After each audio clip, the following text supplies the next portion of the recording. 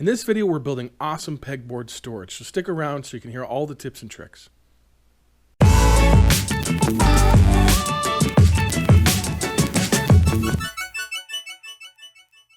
So if you've watched any of my videos, you'll know that my garage or my shop is a little cluttered.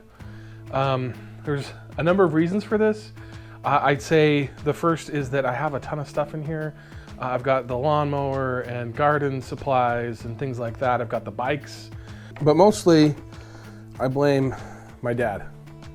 I don't know if hoarding is genetic, but I've got the disease, and I think I got it from him. So sorry, Dad.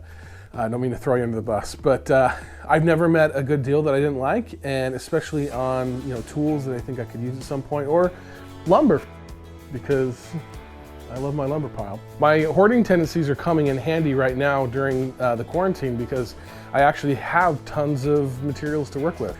But honestly, the difference between a hoarder and somebody who is not a hoarder is that the non-hoarder has places to put all the things that they hoard.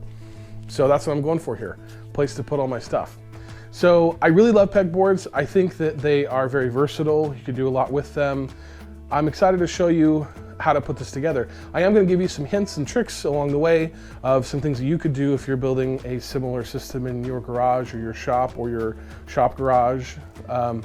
And so stick around for the video to see the different things that I do, what I put together, because hopefully that'll help you in your pegboard project. So here we go.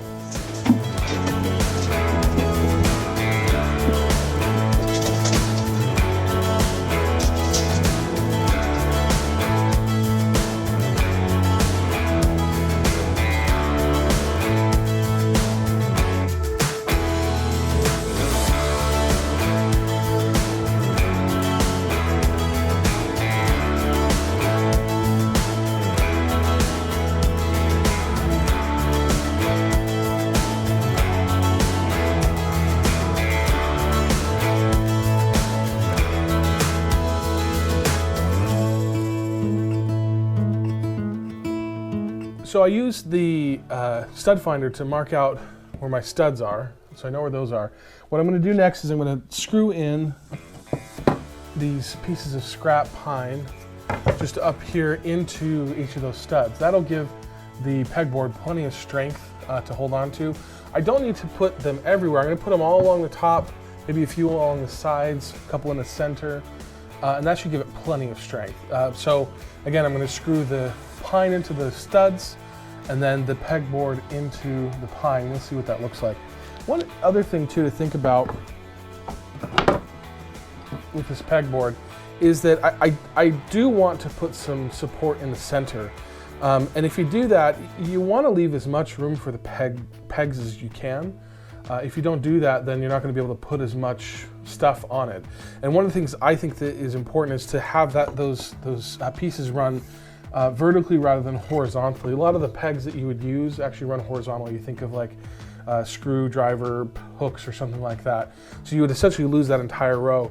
If you do it this way, you'll lose a few pegs in this spot here, but you can work around that. You can also maybe even leave some breaks in the top or leave some breaks in the side. That'll give you plenty of other pegs to work with. But it shouldn't be too much of a big deal, especially with some of the stuff I'm going to put on here. I plan on doing things that are a little bit bigger. One last thing is in these pine boards, some of the studs are going to be here towards the end of the pine boards. With pine, you always want to make sure that you drill a pilot hole because pine has a tendency to split if you don't, especially near the end.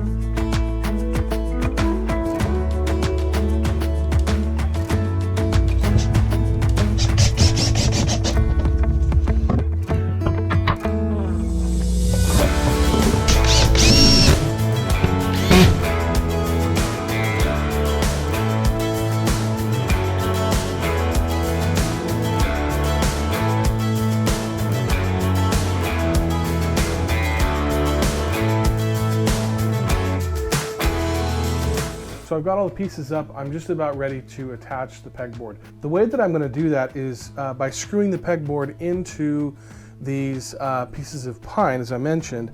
But the key is to have some of these washers. The washers really put pressure from the screw onto the pegboard. Otherwise, the screws would just screw right through the holes. The problem is, I thought I bought washers, but all I can find is a few of them.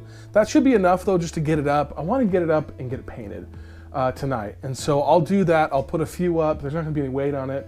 So I'll get a few up, I'll get it painted, and then tomorrow I'll see if I can find some other washers and we'll get the rest of it up. Here we go.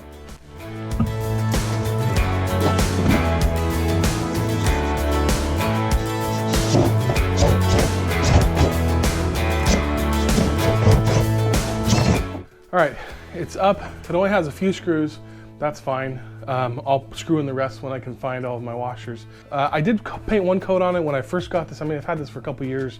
When I put the other ones up, this is just an extra. The paint didn't take very well because the texture of it's kind of it's almost like a pressed MDF, something like that, and it's very smooth. And so I'm just gonna paint another coat of white paint. One tip on paint, I found this, just a simple white paint for $5. A lot of times hardware stores in the paint department will have paint that people return, or maybe they mix the wrong color or something like that. They usually have it kind of on a shelf in the paint department somewhere. You can buy it for real cheap. So for something like this, I don't need to be using nice paint or buy a lot of paint for it. Just something simple and small like this will go on just fine. I don't really care exactly if it's an off egg white or whatever. Any kind of white is going to do for an application like this. So a tip for you to save some money.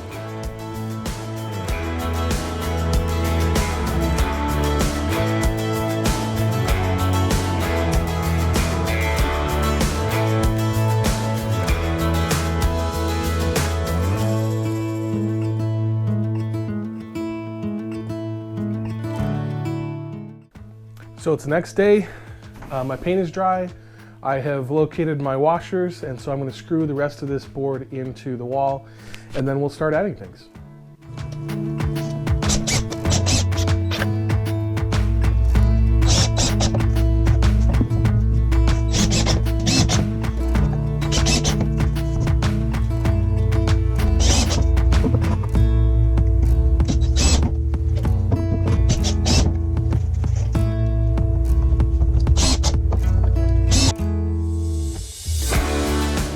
The way these pegboards work is you have these hooks that are shaped in a certain way that as you put them in and kind of lock them into place, they will give you a lot of strength. You need a little bit of space behind your board in order to do that. My boards all have 3/4 of an inch, and the reason for that is because that's the thickness of the boards that I had, the scrap boards that I use, but I also have these power pipes that are running behind for the outlets. Now some of your hooks are going to fit in just fine, but for others you actually need these clips. And what these are is they're clips that will clip in and hold some of those pegs in place. Without that, you can actually pull them out fairly easily. But with these clips, they're not going anywhere. So pegboards can be super versatile. You can fit a lot up here, and if you do it right, you can actually fit a lot of weight as well. There's these baskets that you can order. They work really, really well. You can also build your own shelves if you want. That will work with some of the pegs that you can buy. You can also build your own accessories like this paper towel dispenser that I built. I also added this magnet holder that I bought at Harbor Freight. So there's a lot that you can do with it, and there's a lot of different things that you can add to it. And like I say, it's a really great way to organize your space.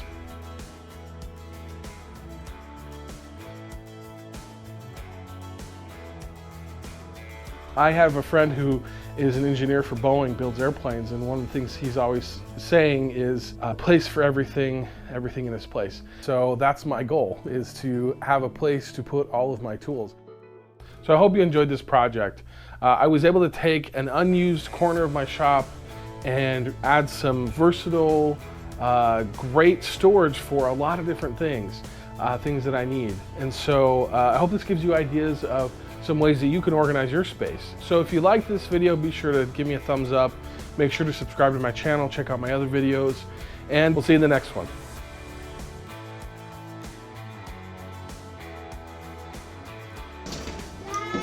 Dad, Yeah? Mom wants you. Okay.